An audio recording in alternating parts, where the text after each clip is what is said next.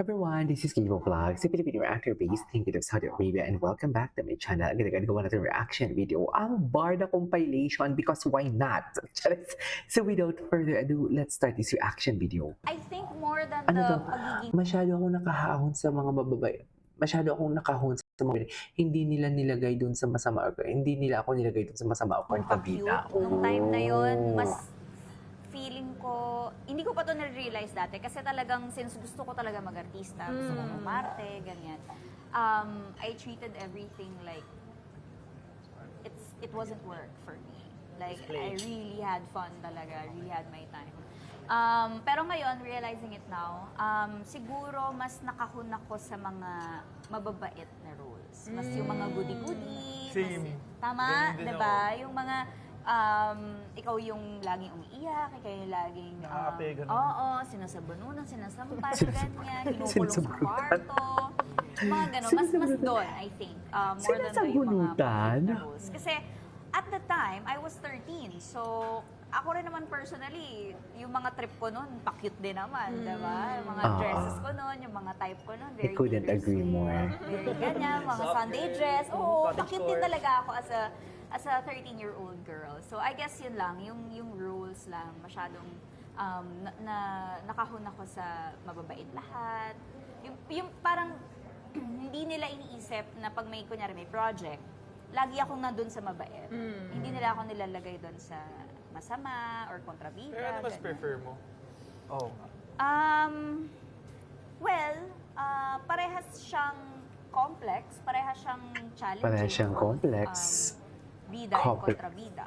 Love it. Pero recently ko lang kasi na-experience maging kontrabida and I really enjoyed it. Complex. Yes, oo. Napanood kasi- ko yun yung Kontrabida Academy. Oo, yan. Kontrabida Academy. And ano din, nagkaroon din ako nag-guest ako sa show ni Miss Julian San Jose tsaka ni David, yung Heartful Cafe dati. Kontrabida din ako doon. Ay, special mention to Na-enjoy ko Baby. din yun. Hindi mo kaya. Direct Mark Hindi din nyo ako kaya doon. yun. Sobrang na-enjoy ko siya. Maybe because it's something new for me. So parang hindi siya familiar sa akin, hindi ako sanay. So nung na-try ko, na-enjoy ko siya. Di ba like, kunyari pag may cake or may bagong pagkain na na-try natin, excited tayo palagi. Kasi hindi pa natin alam yung experience nun eh. So feeling ko yun, doon nanggagaling yung adrenaline and yung happiness ko when I portray medyo mga mas complex na character. Gusto niya din talaga palang maging kontrabida. Wait. Ano pa to? Ano pa yung mga chismis dito? Ay, bakit may Jack Roberto pa dito? Ay, si Miss Darrets, may chismis si Miss Darrets, so? Ano kayong chismis si Miss Darrets dito? Besties, I'm Barbie ito Forteza. Ito talaga, kita ko dito. And we are the stars, oh? Alam mo yung lalaki ka, pero besties ang tawag ko. You know what I mean? Walang araw. And now, we Ay, will be bakit reading nawala? some of Alam mo your yung- tweets wait lang. or Alam mo yung lalaki ka, pero besties ang tawag besties. mo. I'm Barbie Forteza. Hi, besties! I'm David Licauco, and we are the stars, oh? Walang araw. And now, we will be reading some of your tweets or comments to each other. Oh, go, basahin Ano, ready ka natin. na ba? Okay. Ako Ready muna. Ready na yan. Okay. Huwag daw ma-stress. Stress is not cute. But, But, David is cute. ano naman yun? Uy! Oo. Na stress is not cute. The stress is not cute. Okay. Ay, hello. Mabait talaga si Baby Barbie at makikipag-chika pa. Ay, hindi pa na makakapasok sa Ganda mo loob. naman. Ang ganda mo kasi. Grabe. Namamansin talaga siya. Ay, ito. Maging sino ka man. Panoorin natin ito. Pwede yung maging sino ka man nila, no? Piling kong gumamit sila ng stunt dito.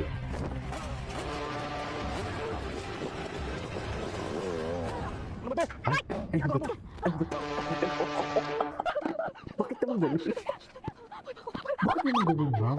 Ano ba to? Ano ba itong ginagawa mo?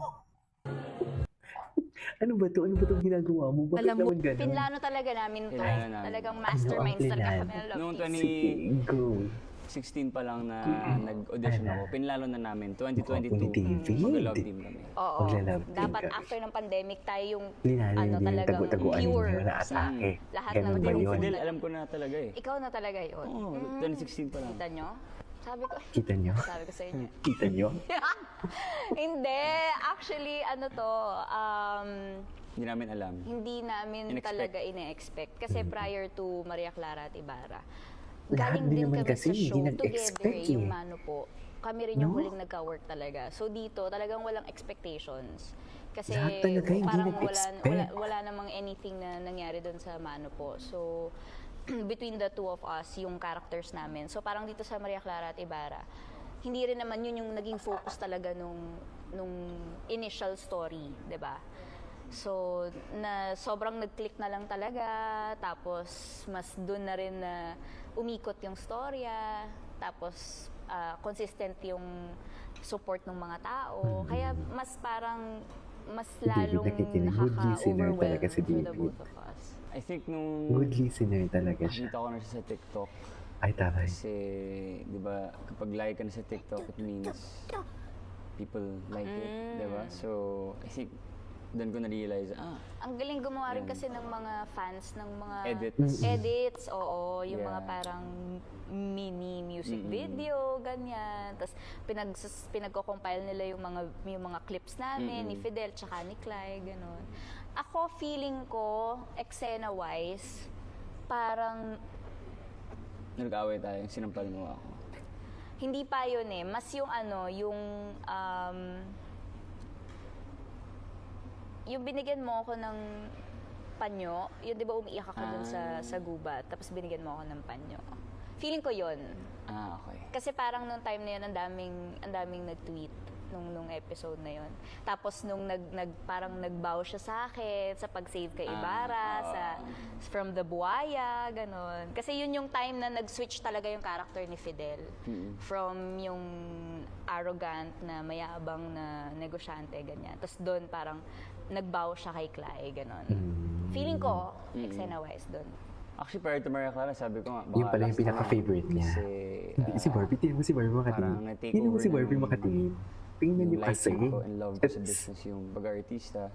But Maria Clara happened talaga and siya. nag-work yung Oo, love. dapat pala ng Maria Clara pa lang. Before ang Maria Clara, dapat pala. Or after yung Maria Clara, alam ko ha, magsa-stop na si David eh. Team namin. So, I'm here. Eh hanggang ngayon, hinihintay niya pa din getting interviewed talaga. by you guys. Hinihintay pa rin talaga ni David. I mean, I'm super thankful kasi yung mga ganito opportunity rare lang. Guys, And samahan niyo ako also, kumain ng bulgogi tapos. you know, like to be love team with Barbie. Eh, siya yung pinakamagaling na artista Pinaka-hot. Pinaka-sexy. Pinaka-hot. Pinaka-maganda. Wala ka na talaga Diba? hanapin Kita niyo pa. yung sincerity talaga. Diba? So, so yun, kasi syempre di kami na-expect na maging artista eh, diba? And like dati nga, nasa, nag-audition ako sa show mo, Oh. Meant to Be, diba? Oh. Nahihiya pa ako sa kanya, eh ngayon, Hindi ka na nahihiya. hindi na ako Hindi na siya nahihiya, nahihiya. diba? Love team na kami. So, yun, nakakatuwa, tsaka nakakaiyak. Naiyak ka? Naiyak din ako. Lalo na kahapon. Hindi, good job kahapon. Very different. Very different. Ala, bakit naman parang Hindi may naman. sariling lingwahe na naman sila? Anyways, that is it for today's video. This is Kiyo Vlog. See you in my next vlog. Bye!